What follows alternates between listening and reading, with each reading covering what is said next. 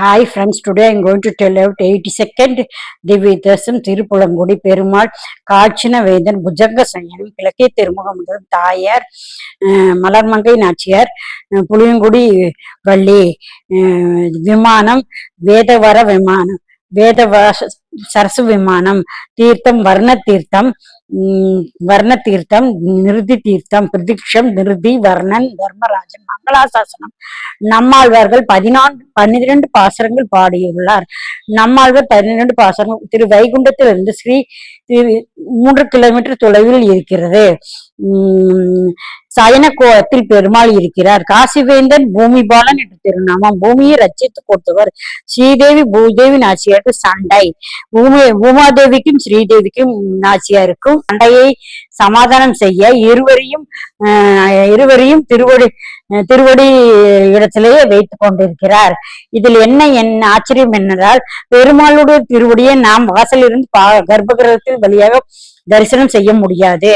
இந்த பக்கம் ஒரு நாச்சியார், அந்த பக்கம் ஒரு நாச்சியார் முழு திருமேனியோடு திருவடியை மறைத்து கொண்டு, அதனாலே நாம் பிரகாரத்தில் இருந்து வரும்போது 3 படிக்கட்டுகள் ஏறி ஜன்னல் வழியாக தொலைவில் இருந்து வெளியில் இருந்துதான் திருவடியை தரிசனம் செய்ய முடியும். பூமியை ரச்சித்து கொடுத்தபடியார் காசினி என்ற என்று பூமிக்கு வேந்தன் பூமிபாலன் பூமியை ரச்சித்து கொடுத்தபடியால் பெருமாள் திருப்புலக்கொடி பெருமாள். எம்பெருமான் காசி வேந்தன் ஆழ்வார் பிரார்த்தனை செய்கிறார்.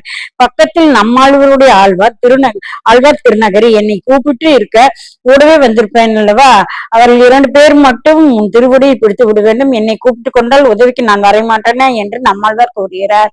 அடுத்து ஒருவரை சக்தி, அதாவது பரமபுரி மகரிஷி வசிட்டருக்கு திருக்குமாரன் சக்தி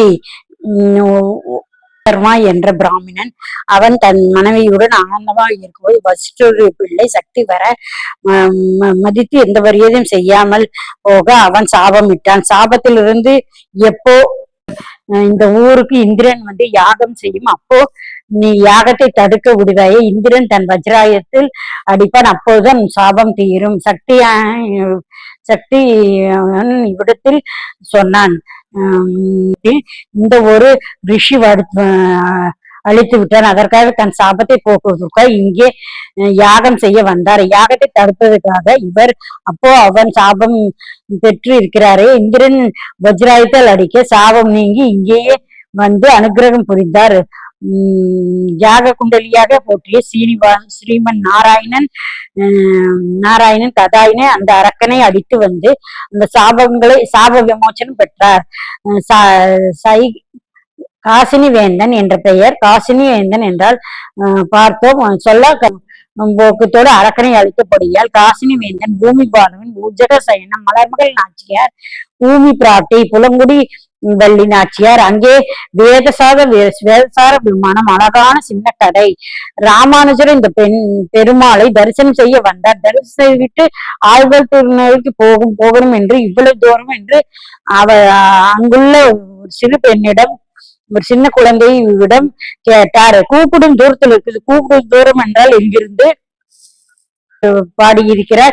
திருவடி வருடுவதற்கு ஆள் வேண்டும் என்றால் அழிப்பார் என்று திருப்புலக்கொடி போய் விட்டால் வந்து விட்டேன் என்று ஆழ்வார்கள் திருவாரிலிருந்து வந்து விடுவார். அவர் குரல் கொடுத்தால் அவள் காது கேட்க வேண்டும் என்று கூப்பிடும் தூரம் என்று ஆழ்வாருடைய பாசனம் இருக்கிறது என்று கேட்க, ஊரில் இருக்கும் சின்ன குழந்தைக்கு கூட ஆழ்வார் பாட்டை வைத்து வழி சொல்வதாக இருந்தால் என்ன ஊர் என்று பார்ப்பது ஆக சிறந்தது என்று பெருமாளை தரிசனம் செய்ய திரு வைகுண்டத்தில் நிற்கிற திருவரகுணமங்கை வீற்றிருந்த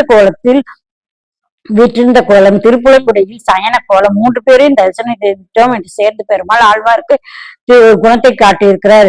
ஊக்கிய யாகத்துறை என்ற பெயர். அது நம்மாழ்வாரும் ஆகிவிட்டாரா, பக்குவம் ஆகிவிட்டாரா என்று வைத்திருந்து வைகுண்டத்துக்கு அழைத்து கொண்டு போகலாமா, அப்படி நின்ற கோலம் தோடு பெருமாள் என்று எதிர்பார்த்து காத்து கொண்டிருக்கிறார்.